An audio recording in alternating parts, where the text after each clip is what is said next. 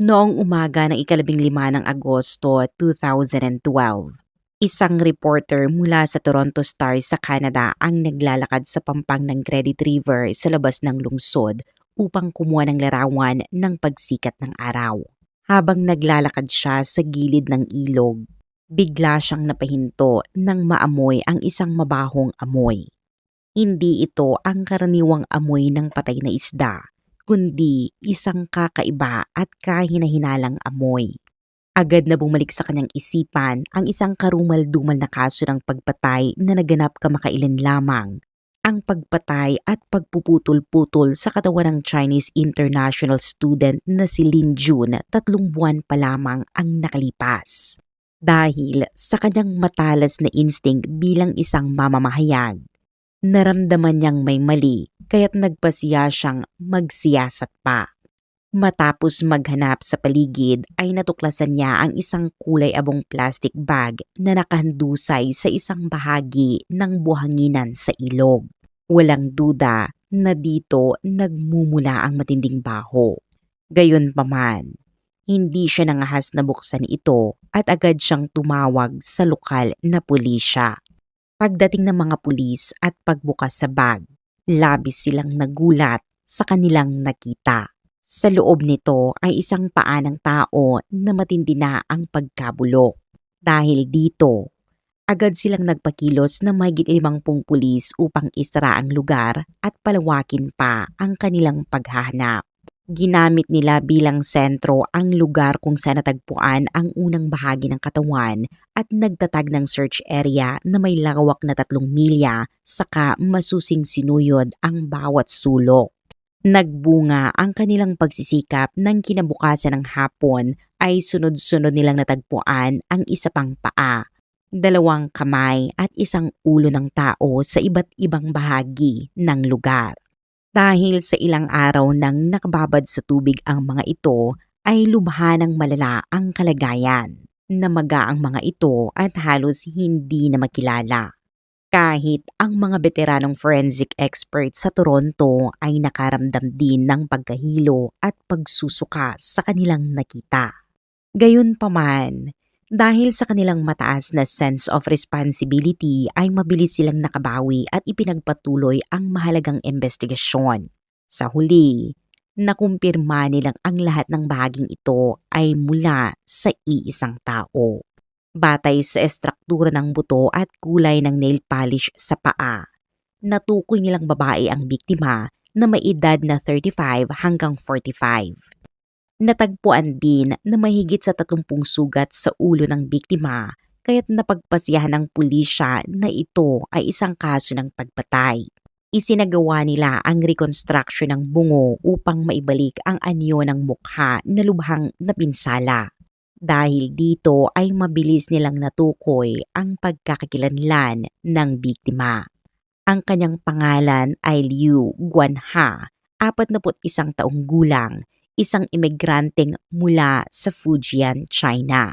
Bago ang insidente, nagpapatakbo siya ng isang massage parlor na tinatawag na Forget-Me-Not sa Scarborough, Toronto.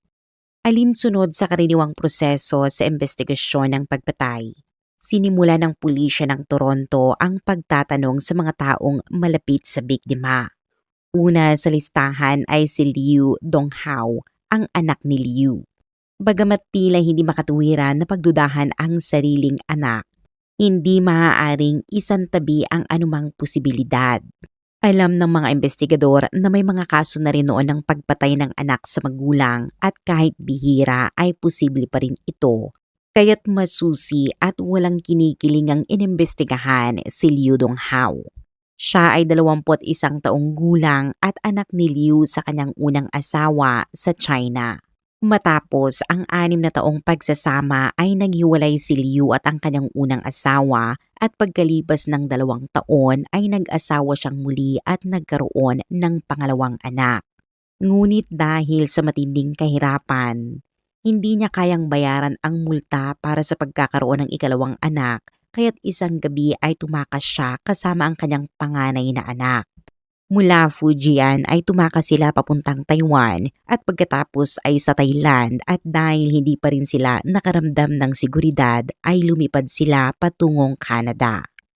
Ipinakita nito ang kanyang matibay na determinasyon. Pagdating pa lamang sa Canada, agad niyang pinunit ang kanyang pasaporte at nagtungo sa immigration office.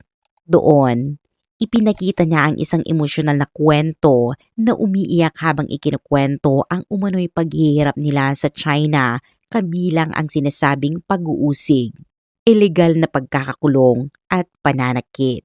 Napakahusay ng kanyang pagganap kaya maging ang mga immigration officer na sanay na sa iba't ibang kwento ay lubos na naniwala. Hindi lamang sila naniwala kundi naantig pa. Dahil dito, nabigyan si Liu ng priority refugee visa at malaking tulong pinansyal mula sa gobyerno ng Canada. Sa paglipas ng mga taon at sa kanyang walang tigil na pagsisikap, nakabili siya ng isang komportableng townhouse at ginawa itong pagkakakitaan sa pamamagitan ng pagrerenta ng ilang silid. Mula sa pagiging walang-wala ay naging isa siyang landlady. Gayunpaman, tila may kaakibat na ibang aspeto ang tagumpay na ito. Upang mapanatili ang imahe ng isang kaakit-akit na single woman, pinilit niya ang kanyang anak na itago ang tunay nitong pagkakakilanlan. Pinagkunwari niya itong isang karaniwang tenant at mahigpit na ipinagbawal na tawagin siyang nanay sa harap ng iba. Sa panahong ito ay nakipagrelasyon siya sa iba't ibang lalaki mula sa iba't ibang kultura at lahi na nagresulta sa masalimuot na network ng relasyon. Hindi pa siya tumigil doon at pinalawak pa niya ang kanyang negosyo sa pamamagitan ng pagbili ng isang massage parlor mula sa kapwa emigrante mula Fujian. Masasabing naging makulay at puno ng pangyayari ang kanyang buhay. Ayon kay Dong Hao, sa araw na nawala ang kanyang ina, pumunta sa kanilang bahay ang nobyo nitong si Kenneth Grotsky.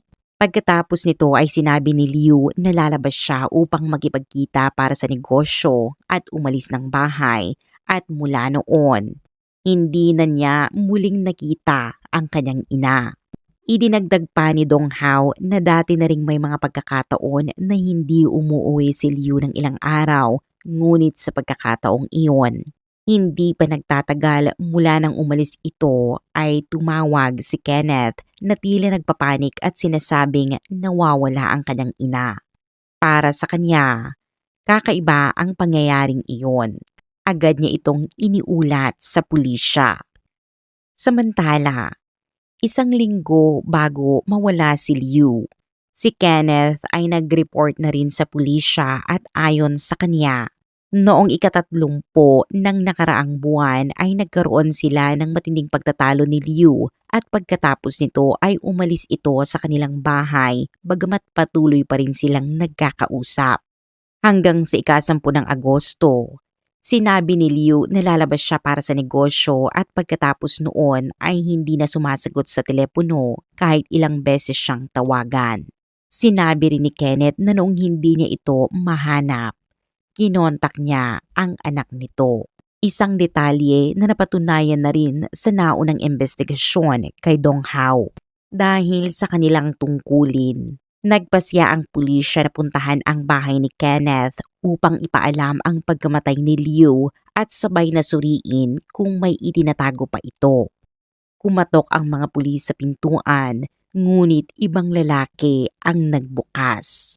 Nagulat naman ang mga pulis at nagtanong kung bahay iyon ni Kenneth at sumagot ang lalaki ng oo.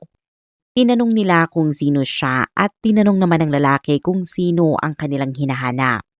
Nang sabihin nilang si Kenneth ang kanilang hinahanap ay sinabi ng lalaki na siya ang boyfriend ni Kenneth at ang lalaking ito ay si Hilbert na opisyal na nobyo ni Kenneth. Sa madaling salita, ang nobyo ni Liu ay may nobyo rin. Siya ay may relasyon sa parehong lalaki at babae, isang bisexual at higit pa rito. Silang tatlo ay nakatira sa iisang bahay. Pinatawag ng mga pulis si Kenneth na natutulog sa loob ng silid at nang ipaalam sa kanya ang pagkamatay ni Liu, tila labis siyang nalungkot. Niyakap niya si Hilbert na nasa kanyang tabi habang namumula ang kanyang mga mata sa luha. Marahang tinapik ni Hilbert ang kanyang likod at paulit-ulit na sinabing, "Huwag kang umiyak." Diretsahang nagtanong ang pulisya kung paano sila nagkakilala ni Liu. Huminga ng malalim si Kenneth at ipinaliwanag na nakilala niya si Liu sa massage parlor. Bago niya makilala si Liu, sinabi niyang isa siyang homosexual at wala pa siyang naging kasintahang babae. Isang araw matapos makipagtalo sa kanyang dating nobyo na hindi ang lalaking nasa harap nila, napasok siya sa massage parlor ni Liu dahil sa masamang pakiramdam. Sa unang tingin pa lamang ay napansin na ni Liu na kakaiba si Kenneth. Sa kanyang karanasan, agad niyang nakita ang pagiging inosente at kakulangan ng karanasan nito, lalo na pagdating sa pagkikipagrelasyon sa babae. Sa pamamagitan ng kanyang husay sa masahe at teknik, nabigyan niya si Kenneth ng kakaibang karanasan. Dahil dito ay naging regular na customer si Kenneth at hindi lamang sa serbisyo siya na humaling kundi pati na rin sa personalidad ni Liu. Halos araw-araw na siyang bumibisita sa shop at sa isang banda. Masasabi ring may kakaibang impluwensya si Liu, ngunit hindi niya alam na hindi ganoon kasimple ang pagbabago ng oryentasyon ng isang tao. Dahil dito, madalas silang magtalo. Pagkatapos ng bawat pagtatalo ay bumibili si Kenneth ng mga regalo at tinutulungan si Liu sa pagbabayad ng mga utang.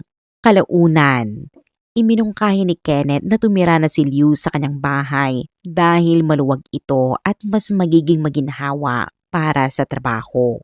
Dahil nais din ni Liu na makasama ang lalaking ito, siya ay pumayag. At syempre, kasama rin sa bahay si Hilbert, kaya tatlo silang namuhay sa isang hindi malinaw at komplikadong sitwasyon. Ayon kay Kenneth, siya ang nagbigay ng pera upang mabili ni Liu ang massage parlor bilang pagtulong sa kanyang pangarap na maging negosyante. Ngunit kahit siya na ang may-ari ay hindi tumigil si Liu sa aktibong pagtatrabaho. Madalas pa rin niyang personal na inaasikaso ang mga kliyente at kung minsan ay lumalampas sa hangganan ng karaniwang serbisyo kapalit ang dagdag na bayad. Dahil dito, madalas silang magtalo ni Kenneth. Noong ika-30 ng Hulyo, muling nagkaroon ng pagtatalo tungkol dito at umalis si Liu ng galit. Kalaunan, hinanap siya ni Kenneth at humingi ng tawad at binigyan pa siya ng isang handbag. Iminungkahi rin niya na ibenta na ni Liu ang massage parlor, bumalik sa kanilang bahay at mamuhay ng maayos kasama siya at si Hilbert. Dagdag pa niya na handa siyang magbigay ng kaukulang kabayaran. Hindi rin naman inosente si Liu. Nakita niya kung gaano kahumaling si Kenneth sa kanya, kaya't siya ay pumayag. Para sa kanya, ang pagkakaroon ng tirahan at taong sumusuporta ay isang magandang oportunidad. Ayon kay Kenneth, matapos nilang magkasundo, kinabukasan ng umaga ay bumiyahe sila ni Hilbert papuntang Port Hope na mahigit 60 miles ang layo upang dumalo sa isang malaking pagtitipon. Sa puntong iyon ay hindi pa lubos na naniniwala ang pulisya sa kanyang mga pahayag, ngunit nagbigay si Kenneth ng isang mahalagang pahiwatig at ayon sa kanya, sa araw na nawala si Liu, dahil ibebenta na ang massage parlor ay nais itong dalhin ang ilang electrical appliances papunta sa bahay ng kanyang nobyo na si Jiang Chuanqi. Sinabi rin ni Kenneth na nakilala na niya si Jiang noon na hindi ito gaanong matangkad at medyo payat. Pinaghinalaan niya na maaaring pumunta si Liu sa bahay ni Jiang noong araw na iyon at doon pinatay. Sa puntong ito, pinaghihinalaan ng pulisya si Dong Hao, Pinaghihinalaan ni Dong Hao si Kenneth at ngayon naman ay si Kenneth ang naghihinala kay Jiang. Unti-unting tila naliligaw ang direksyon ng investigasyon. Gayunpaman, wala ring ibang pagpipilian ang pulisya at dapat tandaan na bukod kina Kenneth at Jiang, sabay-sabay ding may iba pang karelasyon si Liu. Dahil sa napakakomplikadong social network nito, nahirapan ang pulisya na tukuyin ang malinaw na direksyon kaya napilitan silang sundan ang linya ng hinala ni Kenneth. Agad silang nagtungo sa bahay ni Jiang upang magsiyasat at sa harap ng pulisya. Kalmado si Jiang at ipinakilala niya ang sarili bilang mula sa Shanghai, 39 na taong gulang at dati umanong nagtatrabaho bilang kusinero sa isang Chinese ocean-going ship. Ikinuwento niya na sa isang madilim at mahangin na gabi, habang nakadaong ang barko sa Montreal ay tumalon siya ng palihim habang walang nakakapansin at may kagat lamang na tinapay sa kanyang bibig.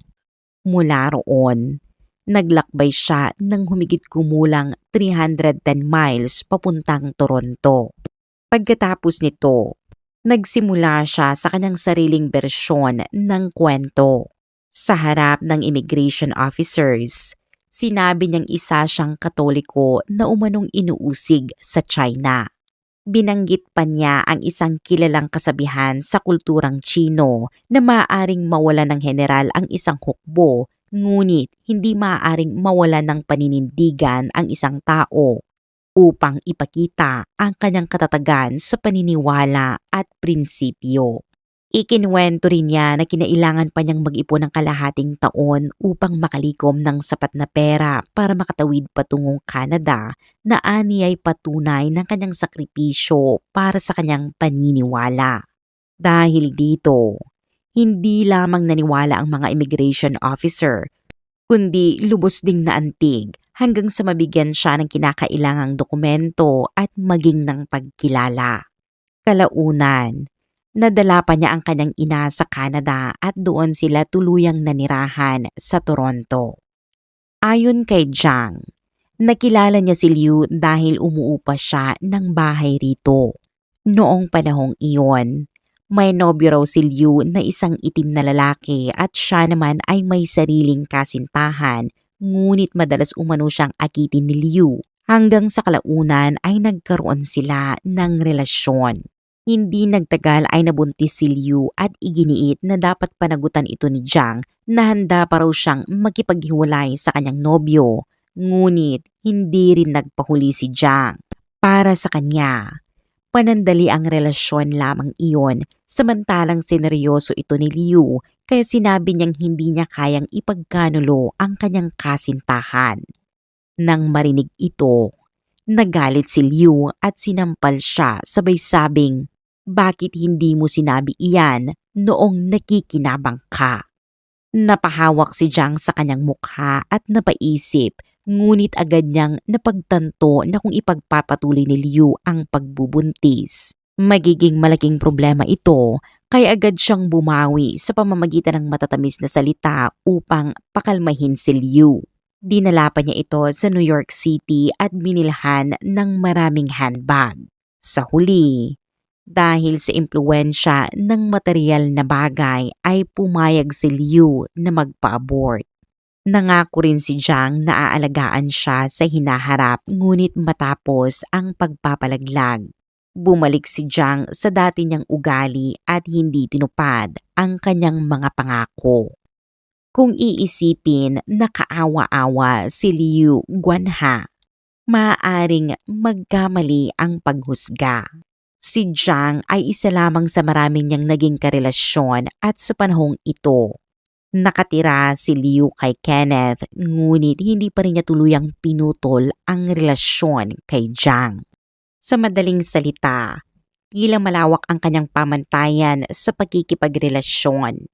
Maraming koneksyon, mas maraming pagpipilian at pipiliin kung sino ang mas makakabuti para sa kanya. Tuwing nagkakaroon siya ng alitan kay Kenneth ay pumupunta siya sa bahay ni Jiang upang doon maghanap ng aliw at kapanatagan. Kalaunan, Aksidenteng nalaman ni Jiang na ang lalaking madalas makita sa bahay ni Liu ay anak pala nito. Ginamit niya ito bilang dahilan. Sinasabing tutol ang kanyang ina sa kanilang relasyon dahil si Liu ay may asawa na at may 2 anak. Samantalang siya ay hindi pa nag-aasawa. Ayon pa sa kanya, nagbanta ang kanyang ina na puputulin ang kanilang relasyon bilang mag-ina kung hindi sila maghihiwalay. Seryosong tinanggap ito ni Liu at labis na nagalit sa ina ni Jiang at noong 30 ng Hulyo, matapos makipagtalo kay Kenneth at umalis sa bahay nito, agad siyang lumipat sa bahay ni Jiang. Pinayagan siya ni Jiang na manatili ngunit may kondisyon na kailangan niyang umalis tuwing weekend dahil ang kanyang ina na nagtatrabaho bilang housekeeper ay karaniwang umuwi sa mga panahong iyon. Sa puntong ito, may ibinahagi si Jiang na tila mahalagang detalye. Ayon sa kanya, sa gabi ng pagkawala ni Liu, matapos nilang kumain ng hapunan ay siya mismo ang naghatid dito pabalik sa massage parlor at pagdating doon, nakita raw niya si Liu na sumakay sa sasakyan ni Kenneth at umalis at simula noon. Hindi na raw niya muling nakita si Liu at pinaghihinalaan niyang si Kenneth ang may kagagawan ng pagpatay. Tahimik naman na minasdan ng pulisya si Jiang Chunqi. Sa unang tingin pa lamang ay hindi maganda ang impresyon nila sa kanya. At bukod pa rito ay may matibay na alibay si Kenneth na noong panahong iyon ay nasa Port Hope siya kasama ang kanyang nobyong si Hilbert na dumadalo sa isang pagtitipon at maraming saksi ang makapagpapatunay nito. Kung gayon, imposibleng siya ang naghatid kay Liu gaya ng sinasabi ni Jiang. Ibig sabihin, siya ay nagsisinungaling. Napansin din ng pulisya ang isang sugat sa noo ni Jiang at tinanong kung saan niya ito nakuha. Bigla siyang kinabahan at sinabing nabangga lamang siya habang may inaayos. Ngunit batid ng pulisya na ang ganitong uri ng sugat ay mas kahawig ng hiwa mula sa kutsilyo. Dahil sa paulit-ulit niyang pagsisinungaling, sinuri ng pulisya ang mga CCTV sa paligid at sa footage. Makikita na noong araw na nawala si Liu ay pumasok siya sa bahay ni Jiang at hindi na muling lumabas pa. Hanggang kinabukasan ng hapon, nakita si Jiang na naglalagay ng isang napakalaking maleta sa trunk ng kanyang sasakyan, ngunit nang siya ay bumalik ay wala na ang maletang iyon. Malinaw na may matinding hinala laban kay Jiang. Gayunpaman, hindi agad siya inaresto ng pulisya at sa halip ay nagtalaga sila ng mga tauhan upang lihim na bantayan ang kanyang bahay. Di nagtagal matapos ang unang pagbisita ng pulisya, si Jiang at ang kanyang ina ay ilang ulit na nilinis ng husto ang sasakyan mula sa loob at sa labas. Nang iulat ito ng mga nagbabantay ay agad na nagalit ang pulisya. Maliwanag para sa kanila na may pagtatangkang burahin ang ebidensya, kaya naman mabilis silang nag-apply ng search warrant. Pagpasok ng pulisya sa bahay ni Jiang ay may naamoy silang hindi kaaya-aya at nang sundan nila ito, napunta sila sa pasukan ng basement at doon nanggagaling ang matinding amoy. Sa kanilang pagsusuri, napansin nilang may bahagi ng sahig na tinanggal at pinalitan ng tiles na halatang hindi tugma. Nang alisin ang mga ito at gumamit ng fluorescent reagent, lumabas na may malaking dami ng dugo sa lugar na iyon. Bukod pa rito ay nakakita rin sila ng isang guwantes na may bahid ng dugo sa isang drawer at nakakita rin sila ng mga kulay abong plastic bag na kapareho ng ginamit sa pagtatapon ng mga bahagi ng katawan. May mga patak ng dugo sa loob ng aparador at natagpuan din ang DNA ng biktima sa trunk ng sasakyan. Bagamat tila nahuli sa umpisa ang pulisya, malinaw na mahusay pa rin ang kanilang mga pamamaraan na kahit pa anong linis ang ginawa ay nahanap pa rin nila ang mahalagang ebidensya. Dahil dito, Agad nilang inaresto si Jiang at sinampahan ng kasong first-degree murder. Gayunpaman, pinayagan pa rin ng pulisya na manatili ang ina ni Jiang sa bahay at hindi agad isinara ang lugar bilang crime scene. Noong ikatatlo ng Setyembre ay may nakatuklas ng isang maleta sa Lake Ontario. Nang ito ay buksan, natagpuan sa loob ang isang katawan na ang natitira na lamang ay ang torso. Matapos ang pagsusuri ay nakumpirma na ito ay kay Liu Guanha. Bukod pa rito, ang disenyo at ang kulay ng maleta ay kapareho ng maletang nakita kay Jiang na kanyang dinala. Sa puntong ito, tila sapat na ang ebidensya, ngunit maaari ba siyang agad na hatulan? Ang sagot ay hindi pa rin. Ang pinakamahalagang bagay na ang mismong sandata ng krimen ay hindi pa natatagpuan.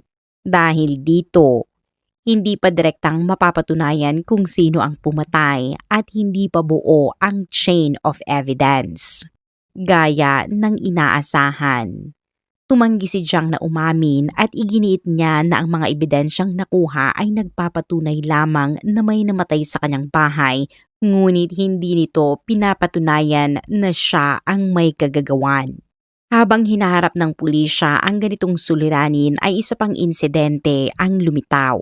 Noong ika-9 ng Setyembre ay nag-report ang mga kapitbahay ni Jiang tungkol sa kakaibang amoy na nagmumula sa kanyang bahay. Nang katukin nila ang pinto upang magreklamo, walang sumagot kaya agad na rumisponde ang pulisya.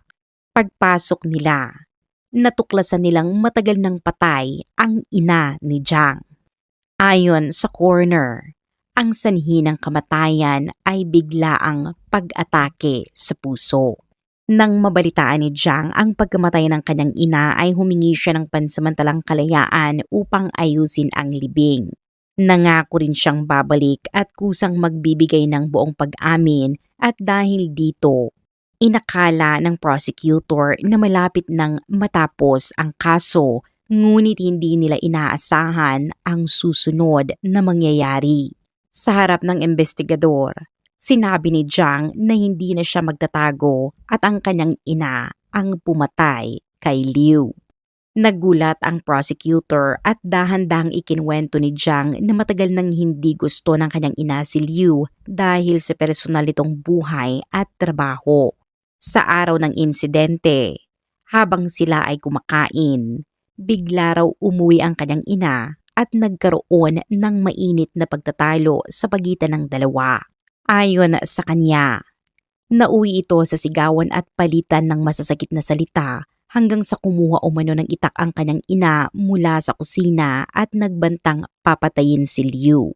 Sinubukan niyang mamagitan ngunit nasugatan siya sa noo kaya pumunta siya sa banyo upang gamutin ang sarili. Pagbalik niya, nakita raw niya si Liu na nakahandusay habang patuloy pa rin siyang sinasaktan ng kanyang ina at makalipas ang ilang minuto. Tila natauhan ang kanyang ina at tinanong kung ano ang dapat nilang gawin. Ayon kay Jiang, hindi niya kayang isuko ang kanyang sariling ina sa pulisya at dahil dito, nagpasiya silang paghiwa-hiwalayin ang katawan at itapon ito sa iba't ibang lugar. Gayunpaman, hindi sapat ang ganitong pahayag upang maghatol kaya sinuri ng pulisya ang kanyang kwento at ang autopsy ng kanyang ina. Lumabas na may malubhang sakit sa puso ang matanda at ayon sa kanyang employer, ito ay tahimik, masipag, ngunit mahina ang pangangatawan. Dito nagsimulang magduda ang pulisya na paano magagawang madaig ng isang 70 years old na babae ang isang mas batang babae. At kung sakaling nagawa man niyang umatake, bakit hindi lumaban ang biktima? Paano ito nagtamo ng napakaraming sugat nang walang malinaw na paglaban? Habang iniisip ito, lalong naging kahina-hinala ang kwento ni Jiang.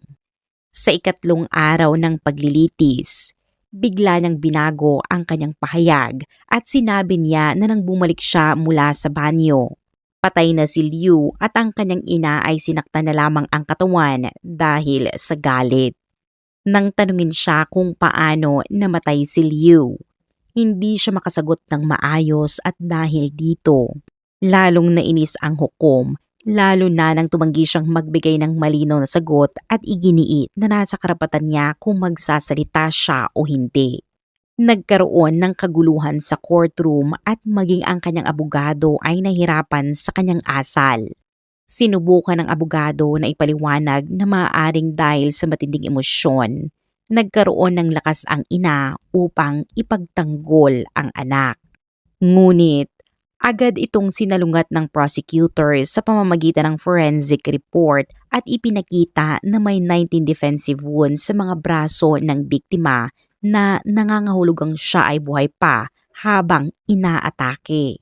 Bukod dito, ang direksyon ng mahigit 30 sugat sa ulo ay nagpapakita ng umatake ay mas matangkad at mas malakas. Direktang tinanong ng prosecutor kung ang ina ni Jiang ay tumutugma sa ganitong katangian, ngunit hindi makasagot ang depensa. Pagkatapos, mariing sinabi ng prosecutor na hindi lamang krimen ang nagawa ni Jiang, kundi sinubukan pa niyang iligaw ang investigasyon at isisi ang lahat sa kanyang ina. Sa kabila nito, hindi pa rin sapat ang ebidensya upang mahatulan siya ng first-degree murder dahil wala pa ring natatagpo ang sandata ng krimen at walang direktang patunay na siya ang pumatay. Dahil dito, ipinagliban ng hukom ang paglilitis sa loob ng 3 araw at pagbalik ng hukuman. Nagdesisyon ang hurado na ang pagputol at pagtatapon ng katawan ay planado at batay sa ebidensya. Napatunayan ang kaso bilang second-degree murder laban kay Jiang Chongqi. Siya ay hinatulan ng habang buhay na pagkakakulong na walang posibilidad ng parol sa loob ng unang 18 taon. Ang kasong ito ay hindi lamang isang krimen, kundi isang malinaw na larawan ng komplikadong relasyon at unti-unting pagkawala ng moralidad sa modernong lipunan. Sa loob ng mahabang panahon, mananatili itong paalala kung ano ang maaaring mangyari kapag nawawala ang konsensya ng tao.